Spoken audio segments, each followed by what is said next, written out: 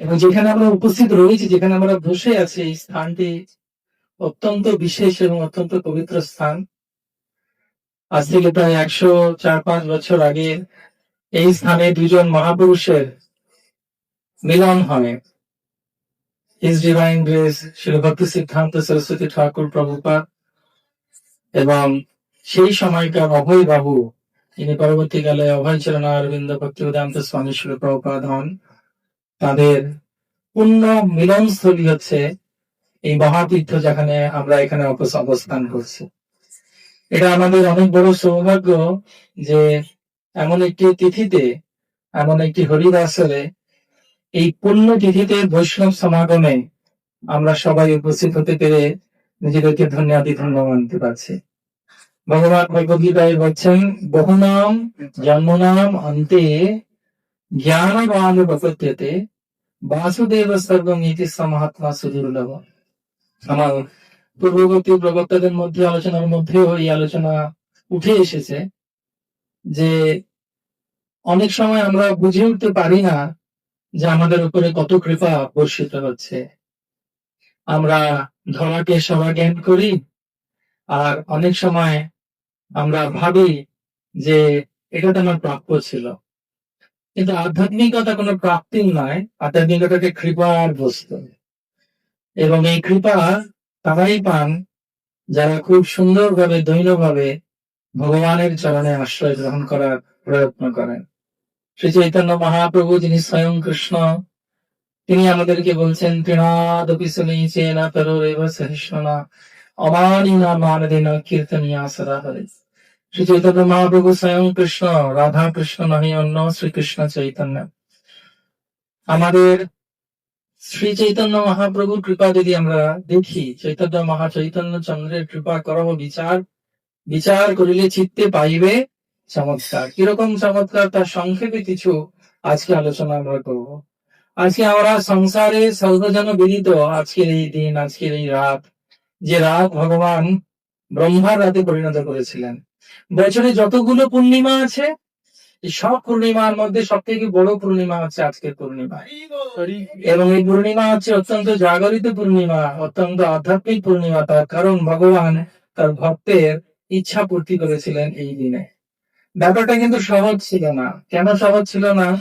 তার কারণ শ্রীমদ ভাগবতমের পাতায় খুব সুন্দরভাবে উল্লেখ করা হচ্ছে যে যখন ওই রাতের সময় ভগবান তার বাঁশি বাজিয়েছেন এবং বাঁশির মাধ্যমে সহস্র শত গোপিকাকে তিনি আহ্বান করেছেন তার সঙ্গে সাক্ষাৎ করার জন্য বৃন্দাবনের বিদেশি কুঞ্জ এবং রেবা নদী তটে, সেই সময় তারা যখন সেখানে উপস্থিত হয়েছেন, প্রথম পরীক্ষাটাকে দিতে হয়েছিল যে তোমরা ফিরে যাও, তোমরা কেন এসেছ? তখন তাদের তর্কের মাধ্যমে ভগবান হার স্বীকার করেন যে তারা বলে, একমাত্র তুমি হচ্ছ পরম পুরুষোত্তম ঈশ্বর পরম কৃষ্ণ সচ্চিদানন্দ বিগ্রহ অনাদি আদি গোবিন্দ সর্ব কারণ কারণ। তুমি একমাত্র আমার প্রাণনাথ, তুমি ছাড়া আমাদের আর কেউ নেই, এবং সেই কারণ হেতু আপনি আমাদের সর্বোত্তম এবং সর্ব আশ্রয়ের শেষ আশ্রয়। এবং সেই কারণে তো যখন কৃষ্ণ তিনি তাদের সবার সঙ্গে কথোপকথন করছেন এবং নৃত্য পরিবেশন শুরু হয়েছে সবে, এমন অবস্থায় প্রত্যেকজন গোপিকা, প্রত্যেকজন ব্যক্তি, শত সহস্র, তারা সবাই মিলে চিন্তা করছেন যে আমি কত ভাগ্যবতী যে ভগবানকে আমি নিজের মতো করে পেয়েছি। কারণ প্রত্যেকজন কৃষ্ণের সঙ্গে একজন করে গোপিকা নৃত্য করছিলেন। কিন্তু একটি ঘটনা ঘটলো। সেই ঘটনাটি কি, প্রকৃতি ক্রিয়মাণানি গুণই কর্মাণি সর্বস্ব অহংকার বিমূঢ় আত্মা কর্তা হমিতি মন্যতে। প্রত্যেকটি জীব যে অহংকার বশত নিজেকে স্বরাট এবং সবকিছুর নিয়ন্ত্রণ এবং নিয়ন্ত্রক মেনে সেটা সম্পূর্ণরূপে সে বিমোহিত থাকে এই জড় জগতে। এবং সেই গোপিকারা যারা ভগবানের শুদ্ধ ভক্ত, তারা এই লীলাবিলাস করছেন যে তারা তাদের মধ্যে ভাবছেন যে আজকে আমরা কৃষ্ণকে আমাদের প্রেমে বশ করেছি, সেটাই হলো তাদের সর্বনাশের কারণ। এবং কি হলো? যা হবার নয় তাই হলো। রাস মঞ্চ থেকে স্বয়ং রসরাজ গোপাল কৃষ্ণ মধুসূদন মাধব তিনি অন্তর্নিহিত হলেন। গোপিকারা সবাই মিলে চিন্তা করছেন কোথায় গেলেন প্রাণনাথ। যুগায়িতং নিমিষেণ চক্ষুষা বা বিষায়িতং শূন্যায়িতং জগৎ সর্বং গোবিন্দ বিরহেণ মে। ভগবানকে দর্শন করে যেভাবে সম্পূর্ণরূপে চাতক পাখি বারিক জল বলে কাতর প্রার্থনা করে, সে একই ভাবে গোপিকারা হন্য হয়ে খুঁজছেন কোথায় আমার প্রাণনাথ। এমত অবস্থায় হঠাৎ তারা দেখেন যে বালুকার মধ্যে শ্রীকৃষ্ণের এবং কোন একটি প্রিয়তমা সখীর তার চরণের ছাপ রয়েছে। এক অবস্থায় থেকে তারা ভাবছে যে এই গোপিকাই নিশ্চয়ই কৃষ্ণকে নিজের সম্পূর্ণরূপে ভক্তির মাধ্যমে জয় করেছেন বলে কৃষ্ণ তার সঙ্গে রয়েছেন। যখন সেরকম কথা ভাবছেন এবং কিছু কিছু কারণে তারা খুঁজছেন কোথায় গেল কৃষ্ণ, এক জায়গায় এসে দেখছেন যে শুধু কৃষ্ণেরই পদচিহ্ন রয়েছে, আর কারোর পদচিহ্ন নেই। কেন নেই? তারা ভাবছেন নিশ্চয়ই কৃষ্ণ তাকে আলিঙ্গনে আবদ্ধ করে তাকে নিজের কোলে তুলে নিয়েছে। হায় হায়, আমরা কি দুর্ভাগা, এবং সেই সৌভাগিনী তিনি কত আশীর্বাদে পুষ্ট এবং ভক্তিতে কিভাবে তিনি কৃষ্ণকে পেয়েছেন। কৃষ্ণ তাকে নিজে আলিঙ্গনই শুধু নয়, তাকে তিনি গ্রহণ করেছেন নিজের করকমলে। এক জায়গায় এসে যখন তারা সেরকম গুণের বর্ণনা করছেন সেই গোপিকার, আমরা আশা করি বুঝতে পারছেন কোন গোপিকার কথা বলা হচ্ছে। সেমত অবস্থায় হঠাৎ তিনি দেখছেন, সবাই মিলে দেখছেন গোপিকারা যে ক্রন্দনরত শ্রীমতী রাধারানী সেখানে ক্রন্দন করছেন এবং হাহুতাশ করছেন যে হায় হায়, কি হলো, আমি কেন এই কথা বললাম। আমাদেরকে একটা কথা বুঝতে হবে যে শ্রীমতী রাধারানী এবং গোপিকারা কেউ সাধারণ নন, তারা সবাই ভগবানের শুদ্ধ ভক্ত। জড়জগতের দৃষ্টিভঙ্গিতে যেখানে চর্মচক্ষু দিয়ে আমরা ভগবানকে দেখতে পাই না, সেখানে শাস্ত্রে বলা হচ্ছে প্রেমাঞ্জন চলিত ভক্তি বিলোচনে না। যখন প্রেমের অঞ্জন দিয়ে আমরা ভগবানকে দর্শন করার চেষ্টা করি, তখন তিনি আমাদের হৃদয়ে এসে অবস্থান করে আমাদের হৃদয়কে নির্মল করেন। তার অঙ্গস্পর্শে আমরা পবিত্র হই। নষ্টপ্রায়েষু অভদ্রেষু নিত্যম ভাগবত সেবয়া ভগবতী উত্তম শ্লোকে ভক্তির ভগবতী নৈষ্ঠকে। শ্রীমদ ভাগবতের কথায় বলা হচ্ছে এই গোপিকারের কথা স্মরণ করেই আমরা পবিত্র থেকে পবিত্র হতে পারি। এই রাতে, এই সময়ে বৃন্দাবনের কুঞ্জে এই লীলা হচ্ছে, যা জগৎকে সবাইকে শিক্ষা দেবার জন্য।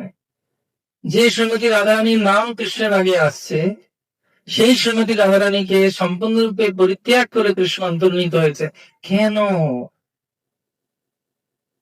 তার কারণ শ্রীমতী রাধারানী এক অবস্থায় ভেবেছিলেন যে কৃষ্ণ, তুমি আমাকে সম্পূর্ণরূপে পিছিয়ে নিয়ে নাও, আমি চলতে পারছি না। সেই সময় কৃষ্ণ অন্তর্নিহিত হন। তার কারণ নিজ সম্পূর্ণ ভোগের জন্য কখনো কৃষ্ণকে আমরা প্রাপ্তি করতে পারবো না। অন্নাভিলাষিতং শূন্যং জ্ঞান কর্মাদি অনাবৃতম অনুকূল্যেন কৃষ্ণানুশীলনম ভক্তির উত্তম। অর্থাৎ যতক্ষণ না পর্যন্ত ভক্তিতে আমরা কোনো কিছু আমরা চাই না, আমার প্রাপ্তির কিছু নেই, আমি সবকিছু পেয়ে গেছি, এই মানসিকতা এবং এই তৃপ্তি এবং এই সন্তুষ্টি যতক্ষণ না পর্যন্ত কারো হৃদয়ে আসছে, ততক্ষণ পর্যন্ত সেই ব্যক্তি কৃষ্ণকে সম্পূর্ণরূপে প্রাপ্তি করতে পারবেন না। আমার পূর্ববর্তী প্রবক্তারা তারা আজকে জানালেন যে হ্যাঁ, সত্যি ভক্তি হচ্ছে এমন একটি বস্তু, ভক্তি ছাড়া অন্য কোন স্থান নেই। শ্রীমতী রাধারানী হচ্ছেন ভগবানের সর্বোৎকৃষ্ট ভক্ত, তাকেও ভগবান ত্যাগ করলেন জগৎকে শিক্ষা দেওয়ার জন্য। এবং পরবর্তী পর্যায়ে তিনি যখন ভাবছেন যে আমি অনেক বড় ভুল করেছি, তারা সবাই মিলে গোপী গীত গাইলেন। সেই গোপী গীত হচ্ছে সেই গীত যেখানে তারা বলছেন যে ভগবান ছাড়া আমাদের কেউ নেই এবং তার কথাও তার থেকে অভিন্ন, এবং তার উপস্থিতি, তার নাম, তার কীর্তন, ভজন সবই হচ্ছে এক প্রকার। অর্থাৎ নামকারী বহুধা নিজ সর্বশক্তি সৎকৃত নিয়মিত স্মরণেই না কালন এই তাদৃশী তব কৃপা ভগবন মম অপি দুর্দৈব মিদৃশ বিহাজনীন। শ্রীমতী রাধারানী ভাগন অঙ্গকান্তি নিয়ে সুচৈতন্য মহাপ্রভু ভক্ত স্বরূপে স্বয়ং কৃষ্ণ কৃষ্ণ বরদম দৃশাতুষ্কম সঙ্গ পাঙ্গস্ত পার্ষদম কলোল সংকীর্তনাই প্রাবিজন্তি সুমেধসা। এমন অবস্থায় যখন শ্রীমতী রাধারানী এবং সমস্ত গোপিকারা ললিতা, বিশাখা, কুন্দ বিদ্যা, চম্পকলতা, ইন্দুলেখা, সুচিত্রা তারা সবাই কাতুর ভাবে ভগবানের দিব্য নাম এবং দিব্য লীলা গুণকীর্তন করছেন। হঠাৎ ব্রজেন্দ্রনন্দন কৃষ্ণচন্দ্র তাদের সামনে প্রকট হয়েছেন। ভগবান এসে তাদেরকে বলছেন যে আমি তোমাদেরকে পরীক্ষা করছিলাম, আমি জানতে চাইছিলাম যে তোমরা আমার জন্য কতটা ব্যাকুল। সেই সময়ের উপস্থিতিতে যখন ভগবান এবং তার সমস্ত উৎকৃষ্ট ভক্তরা একত্রিত হয়ে বৃন্দাবনের এই যমুনা তটে এবং বিতুষী কুঞ্জে তারা কৃষ্ণ এবং রাধারানীকে পরিভূত করে কথোপকথন করছেন এবং প্রশ্ন করছেন। জড়জাগতিক প্রশ্ন নয়, সেই প্রশ্নগুলো সম্পূর্ণরূপে জগৎ কল্যাণকে। একজন গোপিকা তিনি ভগবানকে বলছেন, শ্রীমদ ভাগবতমের দশম স্কন্ধের 32 নম্বর অধ্যায়, যেখানে এই অধ্যায়ের নাম হচ্ছে পুনর্মিলন, সেখানে 16 নম্বর শ্লোকে একজন গোপিকা তিনি কৃষ্ণকে বলছেন, শ্রী গোপ উঁচু ভজত অনুভজন্ত্যক এক এত বিপর্যয়স্তম নো ধনস্য ভোজত্যত এতন্য ব্রাহি সানুভব। তিনি বলছেন, গোপীগণ বললেন, কিছু মানুষ কেবল তাদেরই ভালোবাসে যারা তাদের ভালোবাসে, যখন অন্যান্যরা সেই সব জনদেরও ভালোবাসে যারা তাদের ভালোবাসে না বা তাদের বিরোধ ভাবনা পান না। এরপরে আরো কিছু মানুষ রয়েছে যারা কারোর প্রতি ভালোবাসা প্রদর্শন করে না। হে প্রিয় কৃষ্ণ, দয়া করে এই ব্যাপারটি আমাদের কাছে যথাযথভাবে বর্ণনা কর। প্রশ্নটি বোঝা গেছে?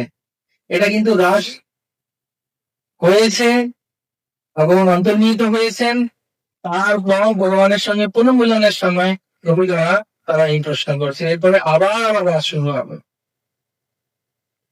তার মতো অবস্থায় ভগবান 17 নম্বর শ্লোকে তিনি বলছেন, মিথো ভজন্তি যে সখ্যা স্বার্থ তাবাদ্য হিতে না তত্র সৌধ্যাং ধর্ম স্বার্থত্যং তদি অন্যথা।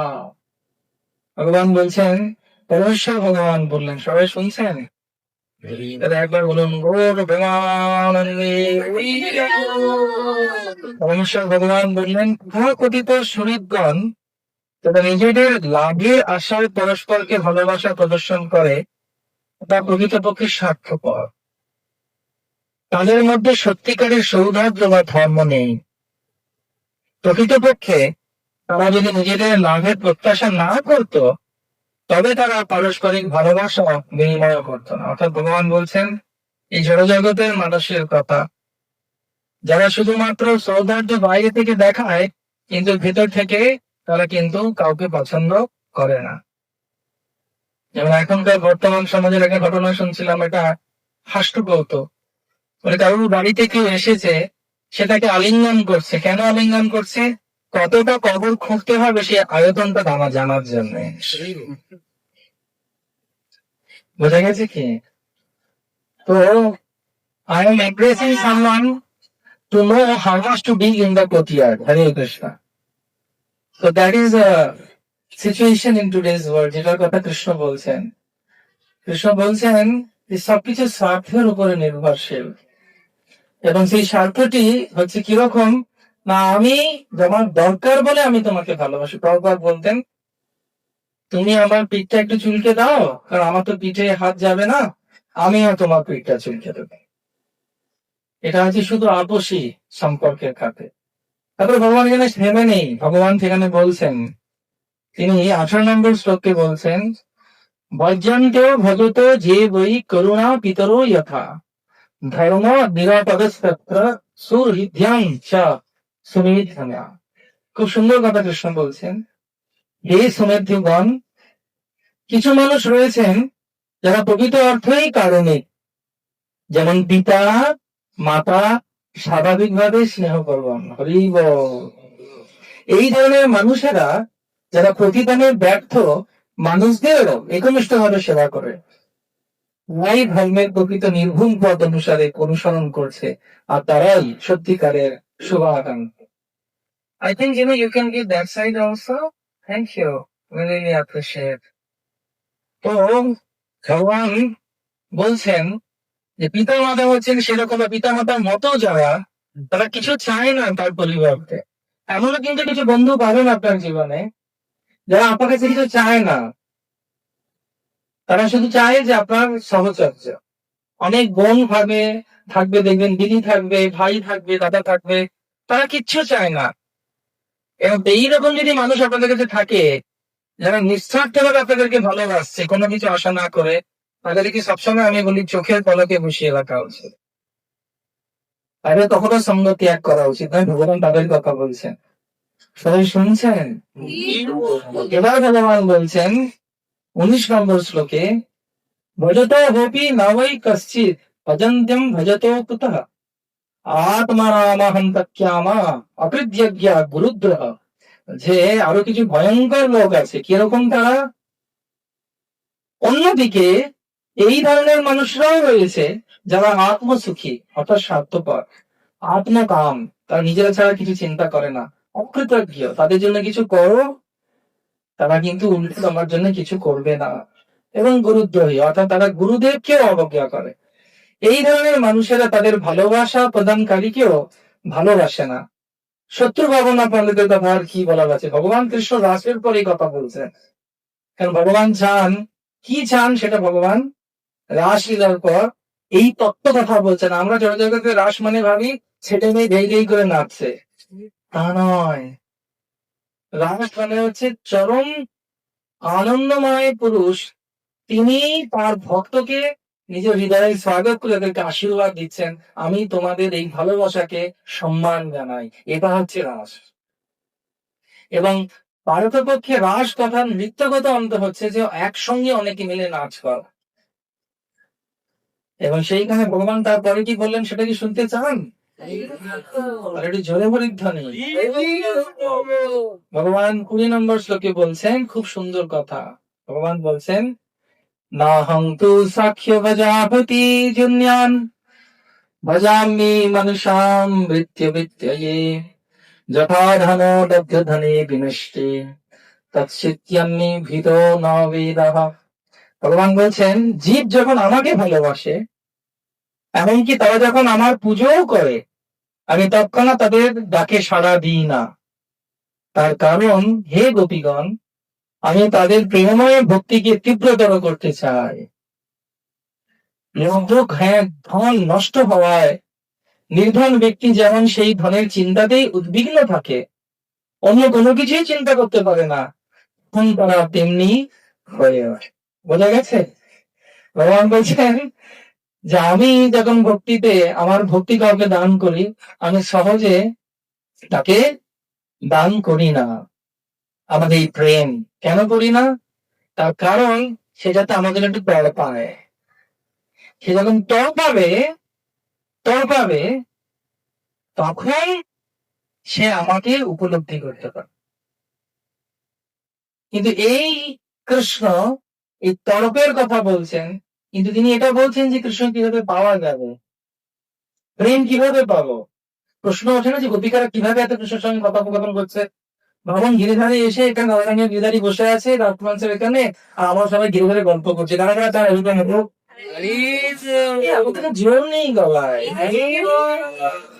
একদম ঢেলঢেলেই কিরকম নিরুৎসাহী একদম। দেখি একবার দেখি, 1 2 3 আরেকবার 1 2 3। আরে এটাই তো হচ্ছে আসল জিনিস।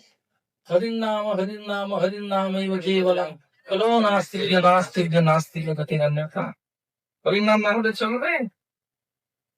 আমাদের অবস্থায় আমাদের প্রত্যেকের মধ্যে প্রশ্ন ওঠে না যে এই প্রেমটা পাবে কি করে? এমন কি কোনোদিন হবে যে এরকম রাধা কৃষ্ণ বসে থাকবেন, আমরা বসবো? কেন হবে না? কেন হবে না? আজকে নিচে গেলে রাধা কৃষ্ণের সামনে বসে থাকতে পারবে, গিরিধারী আর রাধারানী দাঁড়িয়ে আছেন ওখানে। আর আপনারা যদি চান কথোপকথন করতে, সেটাও সম্ভব। সেটা বলছেন কে? শ্রী চৈতন্য মহাপ্রভু। কিভাবে পাওয়া যাবে সেই প্রেম? কারা কারা জানতে চান?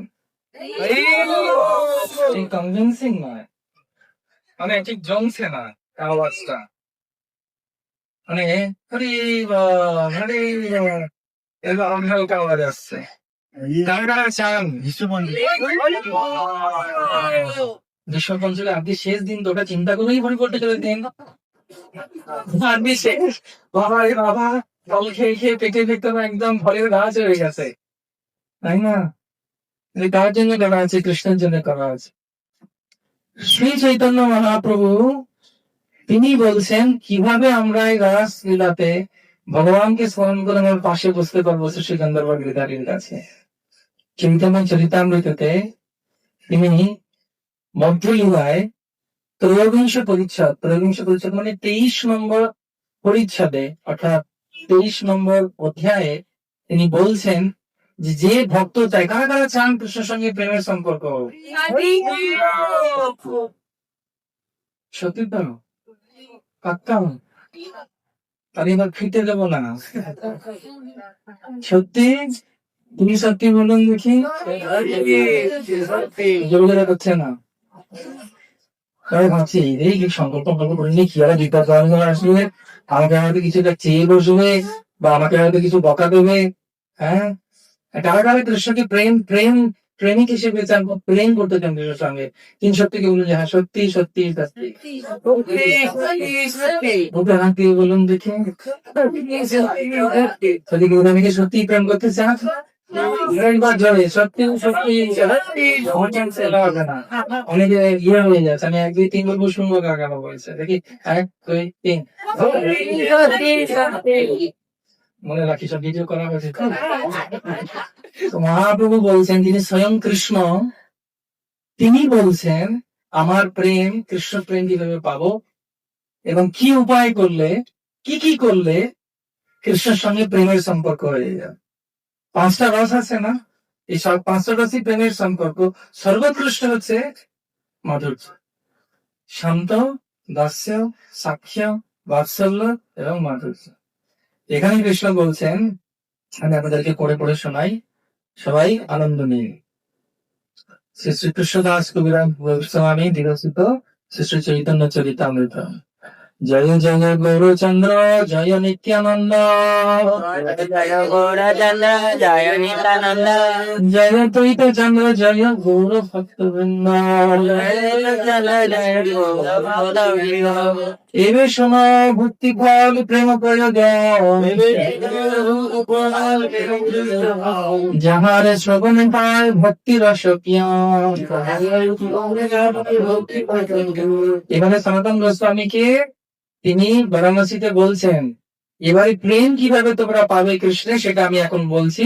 যে জ্ঞান পেলে তোমরা বুঝতে পারবে যে ভক্তির রস কি।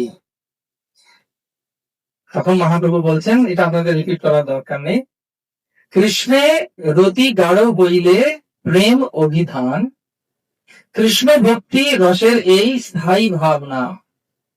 মহাপ্রভু বলছেন, কৃষ্ণ যখন রতি মানে হচ্ছে প্রেম বাড়ে, যখন কৃষ্ণের প্রতি আমার খুব ইচ্ছা জাগে, কাম আর রতি দুজন হচ্ছেন হাজব্যান্ড ওয়াইফ, ঠিক আছে?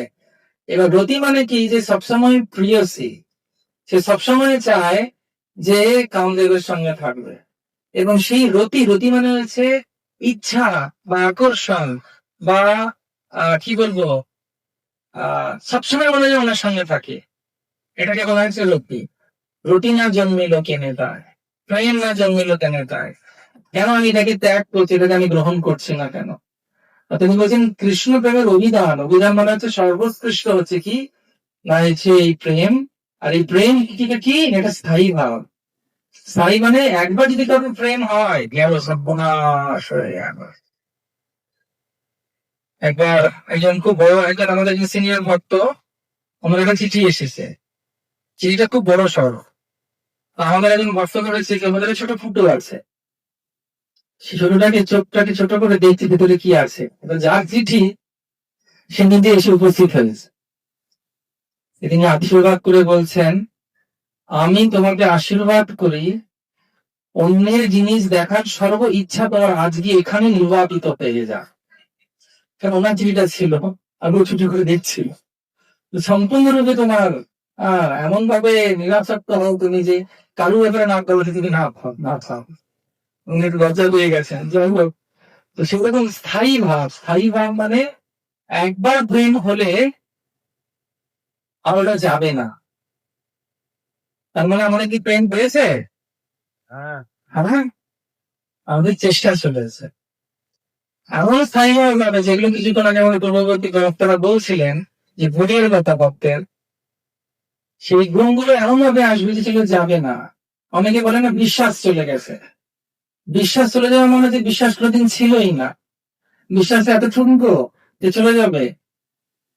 সেরকম ভাবে মহাপ্রভু এখানে বলছেন এই দুই ভাবের স্বরূপ তটস্থ লক্ষণ, প্রেমের লক্ষণ এবে শুনো সনাতন। তো তিনি বলছেন ভগবানের ভক্তির পথে প্রেমের কি লক্ষণ আমি তোমাকে এবার বলছি। এতক্ষণ পর্যন্ত যা বলেছিলাম সেগুলো বাহ্যিক ছিল, এবার আভ্যন্তরীণ কথা আমি তোমাকে বলছি। তখন মহাপ্রভু বলছেন যে কিভাবে ধীরে ধীরে প্রেম হয়। সবাই শুনছেন? দিয়ে থাকুন। যা পরিবেশ হয়েছে একদম সত্যি মনে মনে বড় ভগবত ধাম ফিরে যাওয়ার জায়গা হয়ে গেছে। এত সুন্দর পরিবেশ, এত সুন্দর সুগন্ধ, চক্ষু, কর্ণ, নাসিকা, জিহ্বাটাকে ইউজ করুন। কিভাবে? বল হরি বল। তোমাকে কিভাবে করবে তালি দিয়ে দিয়ে। এইভাবে পঞ্চ ইন্দ্রিয় দিয়ে দেহধারী সেবায় আমরা লেগে রয়েছি। তেমন অবস্থায় মহাপ্রভু বলছেন প্রেমের লক্ষণ কি, প্রেম কে পাবে? তার প্রেম হয়, মন দিয়ে শুনুন, কোন ভাগ্যে কোন জীবের শ্রদ্ধা যদি হয় তবে সেই জীব সাধু সঙ্গ করায়। ব্রহ্মাণ্ড ভূমিতে কোন ভাগ্যবান জীব গুরু কৃষ্ণ প্রসাদে পায় ভক্তিলতা কোন কারণে। আমি জানি কিছু কিছু আমার গুরু ভাই গুরু বোনেরা আছে বিভিন্ন ভাবে কৃষ্ণের প্রতি আকর্ষিত হয়েছে। একজন জুহুতে গেছে, জুহু থেকে চরণামৃত পান করেছে, চরণামৃত এত সুস্বাদু ছিল মনে হচ্ছে রাবড়ি ওটা বারবার খেয়ে খেয়ে খেয়ে খেয়ে এখন জব করছে, বাড়িতে চরণামৃত বানাচ্ছে। একজন গেছেন তিনি বৃন্দাবনে গিয়ে দেখছেন যে একসঙ্গে তিনটে মন্দিরে গৌরনিতাই কৃষ্ণ বলরাম আর রাধা শ্যামসুন্দর রাধা বিশাখা একসঙ্গে শঙ্খ বাজে, ওই দেখে ভক্ত হয়ে গেছে যে এত সুন্দর ভাবে এরকম ভাবে তিনটে সাথে একসঙ্গে বাঁচতে পারে, তিনটে আরতি একসঙ্গে হতে পারে। ওটা দেখে একজন ভক্ত হয়ে গেছে। একজন এসেছে শুধু শৃঙ্গার দেখেছে, গিরিধারীর তাদের পাড়াতেই থাকেন, আগে তো আমার সঙ্গে সভা করতেন আরো কৃষ্ণ। এখন উনি আমাদের প্রোগ্রামে আসেন, ক্লাসে আসেন, কেন? গিরিধারীর দর্শনের জন্য। এখন উনি বলেন বাবা একটু জ্যান্ত জ্যান্ত ঠাকুর মানে ভগবান আদান প্রদান করেন, ভগবান শুধু শ্রীবিগ্রহ তিনি কথা বলছেন, তিনি আদান প্রদান করছেন। আজকে গিরিধারীর দর্শন কেমন লেগেছে? তো সে ব্যাপারে আমাদের আলোচনা আছে, আলোচনা করব আমরা। তারপরে বলছেন কোন ভাগ্যে কোন জীবের শ্রদ্ধা যদি হয় তবে সেই জীব সাধু সঙ্গ করার, যে সাধু সঙ্গ করবে শ্রদ্ধা হইলে। আপনারা দেখুন হচ্ছে কিনা আপনাদের। সাধু সঙ্গে হইতে হয় শ্রবণ কীর্তন, সাধারণ ভক্ত হয় সর্ব অনর্থ নিবৃত্তিয়াম। যখন সাধু সঙ্গ হয় তারপরে হরিকথা শ্রবণ করতে হবে। হরিকথা যখন শ্রবণ করবে তখন কি হবে? শ্রবণ আর কীর্তন হবে, একটু করে কীর্তন শুরু হবে। সবাই তৈরি তো? ঘরে নাচতে হবে। তো এই শ্রবণ কীর্তন ফলে কি হবে না, সাধারণ ভক্ত সাধনা করতে শুরু করবে। সাধনা করতে শুরু করবে মানে চার নিয়ম ষোলমালা আনন্দ পাবে এটা করতে, মনে হবে না যে হ্যাঁ সুবিধা হচ্ছে। সেভাবে না কৃষ্ণের জন্য করছে, অসুবিধা কি আছে? কেন এটা করবে না? কৃষ্ণকে ভালোবেসে ফেলেছে। কিভাবে? সাধু সঙ্গের মাধ্যমে, শ্রবণ কীর্তনের মাধ্যমে। এবং তারপর সে কি হবে? তার অনর্থ নিবৃষ্টি হবে। নিবৃষ্টি মানে অনর্থ নিবৃত্তি হইলে ভক্তি নিষ্ঠা হয়, নিষ্ঠা হইলে শ্রবণাদির রুচি উপজয়। কি সুন্দর দেখুন মহাপ্রভু বলছেন, কৃষ্ণ নিজে বলছেন আমার প্রেম কিভাবে পাবে। সাধু সঙ্গ হলে কি হবে? অনর্থ নিবৃত্তি। অনর্থ নিবৃত্তি হলে কি হবে না, সাধনা ভক্তি দেশে চলে আসবে এবং যতগুলো অনর্থ রয়েছে কাম ক্রোধ লোভ মোহ মদ মাৎসর্য সেগুলো নির্বাপিত হবে। অনর্থ নিবৃত্তি হলে কি হবে? নিষ্ঠা আসবে। নিষ্ঠা মানে ও মন্দির থেকে ডেকেছে আজকে যাই, কিছু না হোক প্রসাদ তো আছে, আরে কিছু না হোক বিহারীর দর্শন তো আছে, কিছু না হোক একটু ধুমগন্ধই নয় শুতে আসবো, সেটাই আর কোথায় পাওয়া যায়, কিছু না হোক গান শুনে আসবো, কিছু না হোক দুটো কথা শুনে আসবো হরিকথা। এটা হচ্ছে নিষ্ঠা। এবং নিষ্ঠা যখন খুব প্রবল হয় তখন কি হয়, রুচি হইতে ভক্তে আসে আসক্তি প্রচুর, আসক্তি হইতে চিত্তে জন্মে প্রত্যঙ্কুর। নিষ্ঠার পরে কি হয় না, রুচি জন্ম। রুচি মানে কি, রুচি বলে একটা কোম্পানির নাম আছে, রুচির কথা বলা হচ্ছে না। রুচি মানে আপনার স্বাদ লাগবে যা কিছু করছেন, কৃষ্ণ নাম, কৃষ্ণ ভজন, হরিকথা। এই যে যেমন একজন ভক্ত, ও কত সুন্দর কিন্তু ধুনো দিচ্ছিল,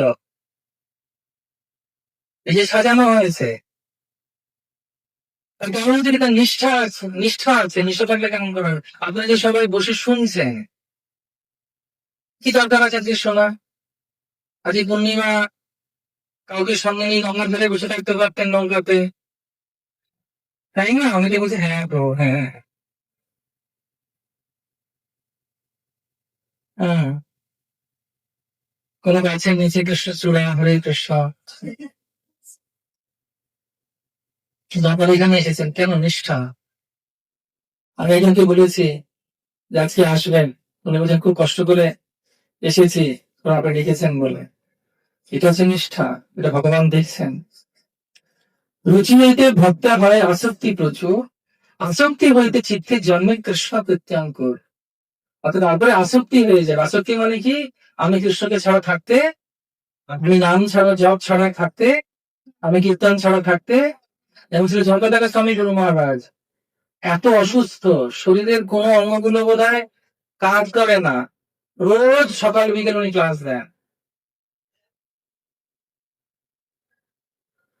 অপারেশন থিয়েটার থেকে বেরিয়ে এসে এবিসিডি, কথা বলতে পারছে না, এবিসিডি দিয়ে লেখা দেখাচ্ছে, তখন কেউ বুঝতে পারছে না যে কি বলতে চাইছে।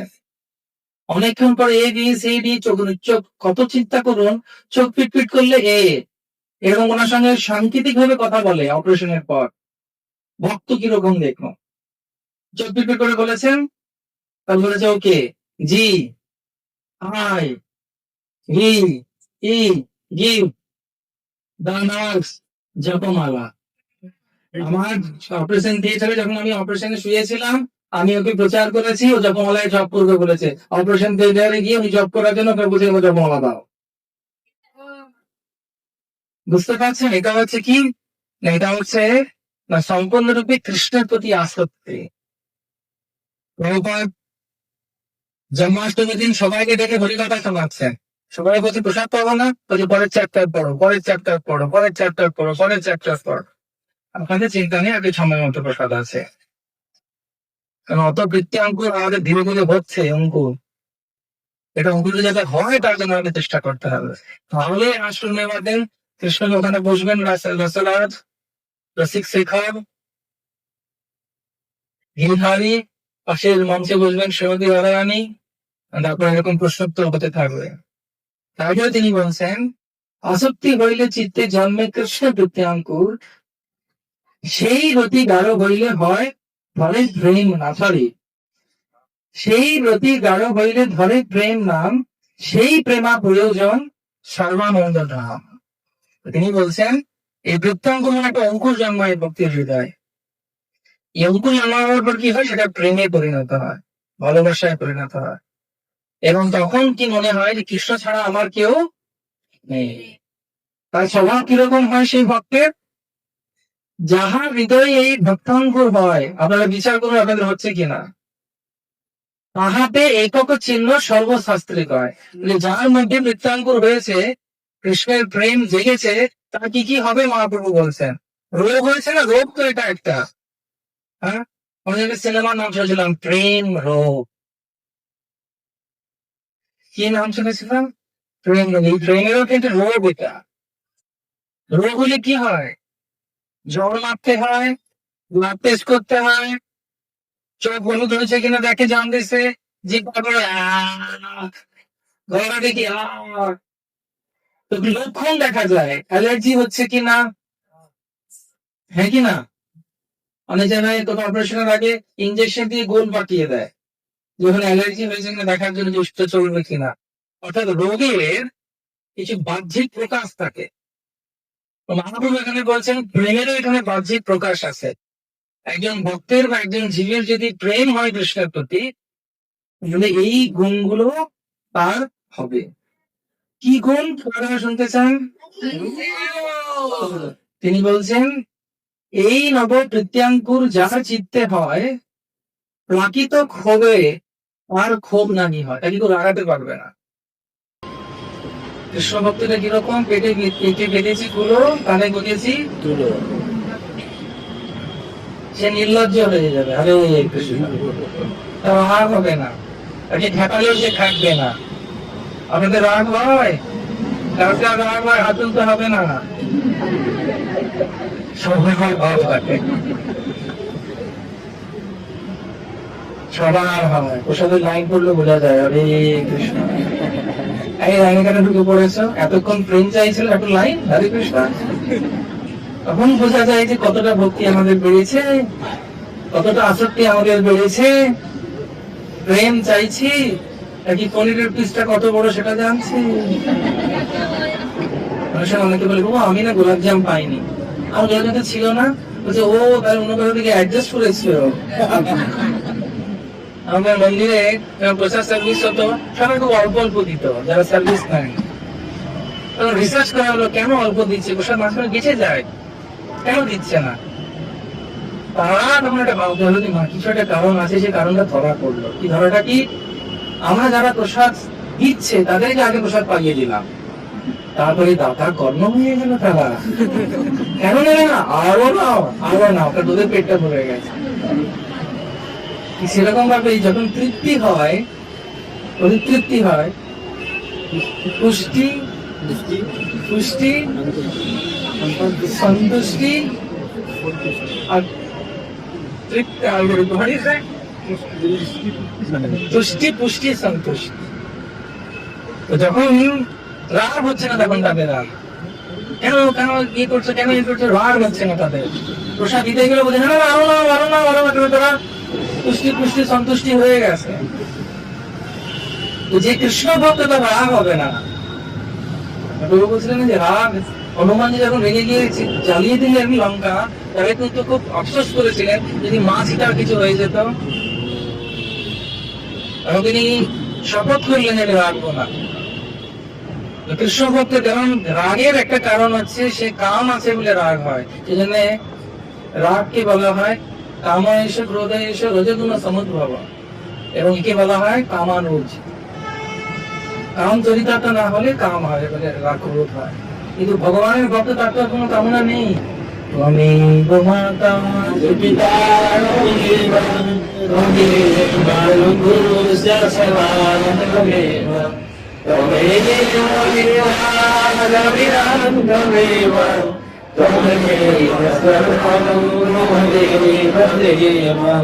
হরে কৃষ্ণ হরে কৃষ্ণ কৃষ্ণ কৃষ্ণ হরে হরে, হরে রাম রাম রাম হরে হরে।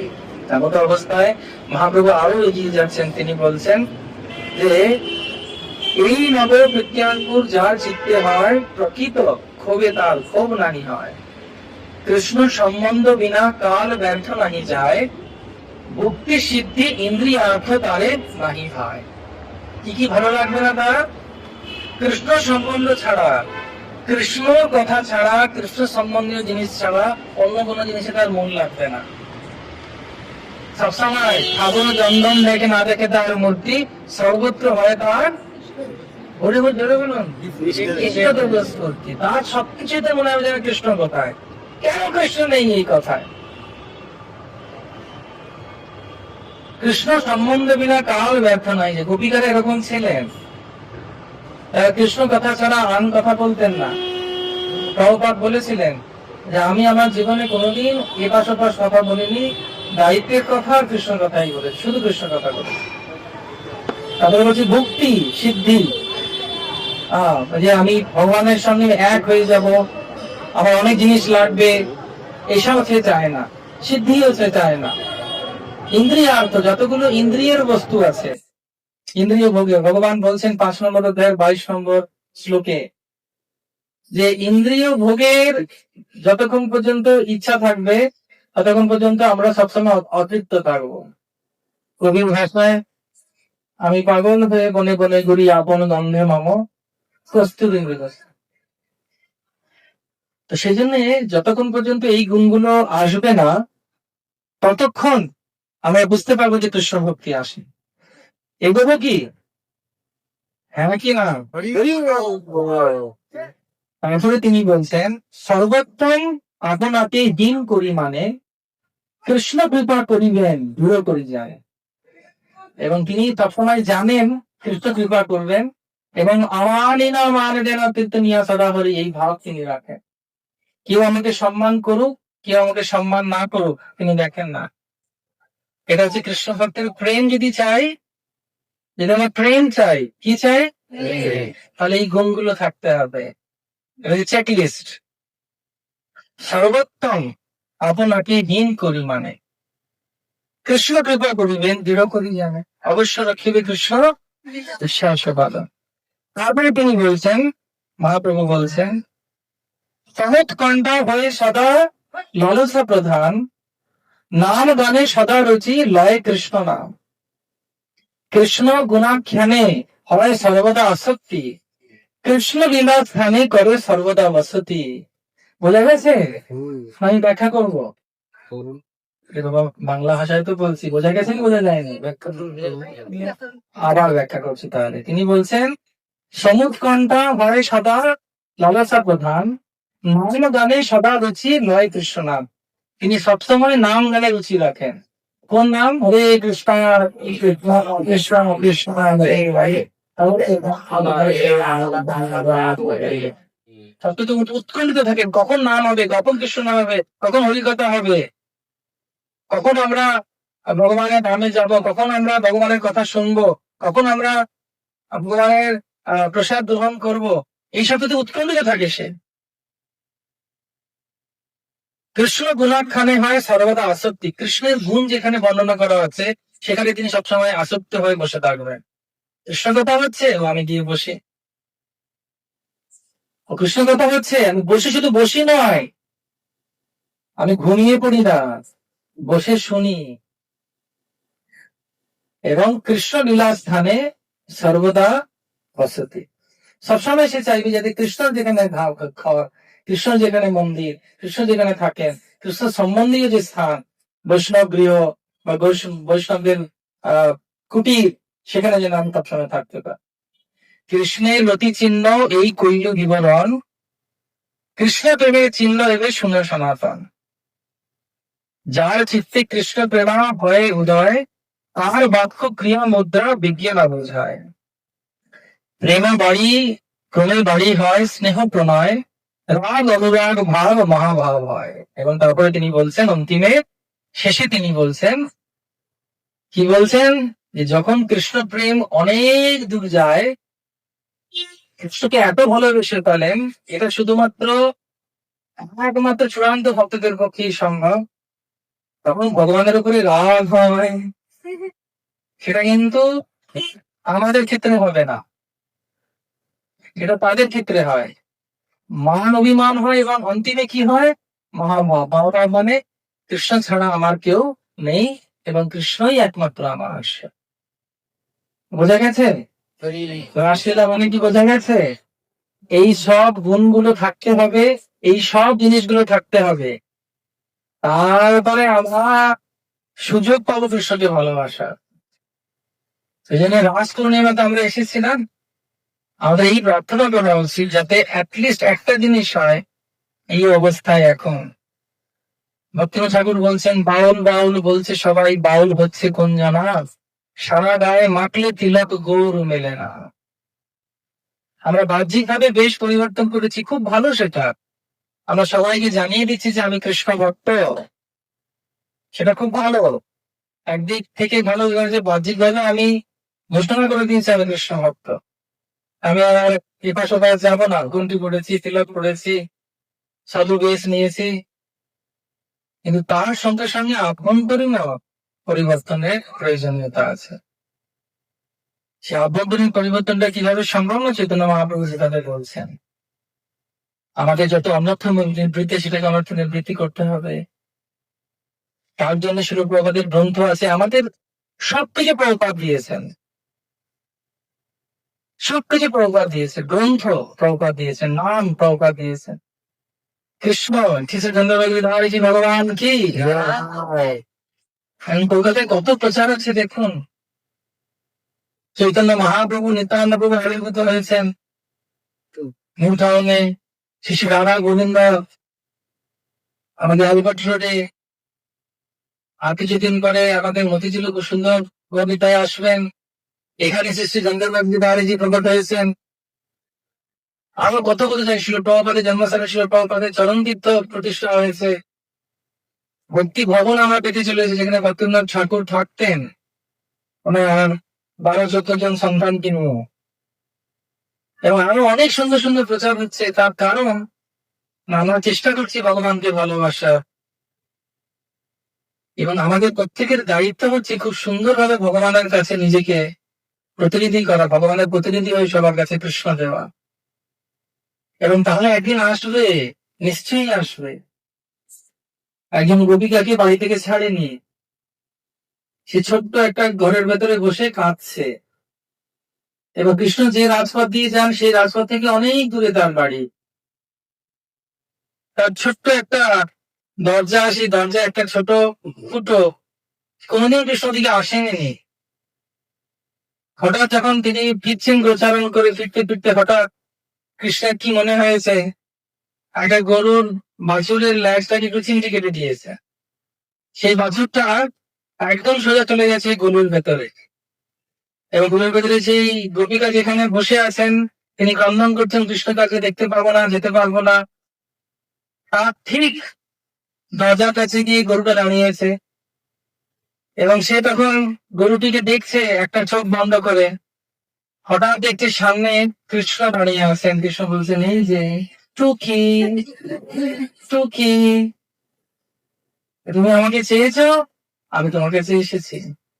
এবার ভগবান বলছেন, ইয়ে যথা পাম প্রপদ্যন্তে তাম সদৈব ভজামি। সেজন্য ভগবানের কাছে যেতে গেলে, ভগবানের কাছে থাকতে গেলে, ভগবানের সঙ্গে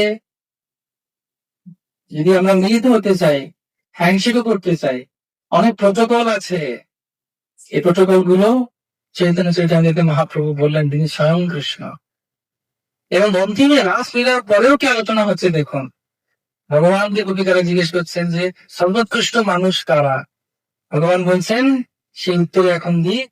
ভগবান বলছেন, যারা আমাকে ভালোবাসে, যারা আমাকে চায়, আমার ছাড়া কাউকে চিন্তা করে না, তারা একমাত্র উৎকৃষ্ট। তার কারণ তাদের হৃদয়ে আমি ডেকে তাদের কিছু কষ্ট দিই, তাদের উৎকণ্ঠা বাড়াবার জন্য, কিন্তু অন্তিমে তারা যখন আমাকে পায়, তারা সবকিছু পেয়ে যায় আনন্দে। সেজন্য আজ অত্যন্ত আনন্দের দিন, কিন্তু আজ আমাদের পরীক্ষারও দিন। গত বছর কার্তিক পূর্ণিমা অর্থাৎ রাস পূর্ণিমা, আজকে রাস পূর্ণিমার মধ্যে পরিবর্তন কি কিছু এসেছে, নাকি শুধু মুখেই বলছি পরিবর্তন চাই, দেশের পরিবর্তন চাই? ওইভাবে পরিবর্তন আসবে না। পরিবর্তন আসবে আভ্যন্তরীণ ভাবে, ভগবানকে ভালোবেসে তার কথা শ্রবণ করার মাধ্যমে। সেজন্য আজকে এত জনসংখ্যা, আপনারা সবাই দেখুন কলকাতায় কোটি কোটি মানুষ, কিন্তু ইউ আর অল চোজেন। আপনাদের সবাইকে ভগবান ডেকেছেন। কিরকম ডেকেছেন জানেন? এই দাদাকে বলে ডেকে মাথা নিচু করিয়ে পা তুলে দেবেন আমাদের মাথায়। ভগবান আপনাদেরকে ওনার চরণ দিয়ে দিয়েছেন গিরিধারী। আজকে ওনার বাড়িতে ডেকেছেন। মাথার উপরে চাঁদ উঠেছে, ওই উঠেছে চন্দ্র, আর নিচে কৃষ্ণ চন্দ্র, কালো চাঁদ, দুই চাঁদ। এবং আমাদের কোন চাঁদটাকে বেশি পছন্দ? নাম কি তার? কালো চাঁদ। বলো কালো চাঁদ কি ধরেনি কি? একটা কথা মনে রাখতে হবে, যেটা প্রথম প্রবক্তা বললেন, অহংকার যাতে না আসে। দ্বিতীয় প্রবক্তা আমাদেরকে বললেন যে ভক্তি ছাড়া কোনো জিনিসকে যেন আমরা না গ্রহণ করি। সে একই কথা পরমানন্দ প্রভু, মধুসূদন মাধব প্রভু খুব সুন্দরভাবে ব্যাখ্যা করলেন। আমাদের কত সুযোগ দেখুন, আমরা ক্লাস করতে পারছি, প্রোগ্রামে আসতে পারছি, কত কত কত কৃপা দেখুন তো, চৈতন্য চন্দ্রের কৃপা করো বিচার, বিচার করিলে চিত্তে পাইবে চমৎকার।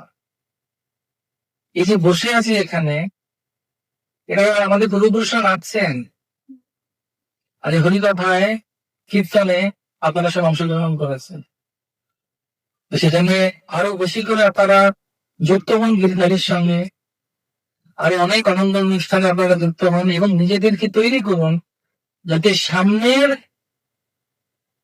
রাস পূর্ণিমায় আপনারা উপলব্ধি করেন যে কৃষ্ণ ছাড়া আমার কেউ নেই।